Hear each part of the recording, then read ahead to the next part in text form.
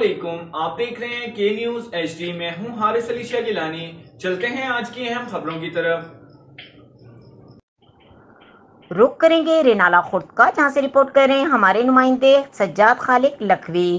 Renala Khurd assistant commissioner Zia Ullah, administrator Farooq Irshad, chief officer municipal committee Renala Khurd نے ناجائز تجاوزات کے خلاف کارروائی کرتے ہوئے حسن ٹاؤن کے سامنے بازار میں لوگوں نے گھر بنائے ہوئے تھے، سڑکوں کو خالی کرا لیا گیا۔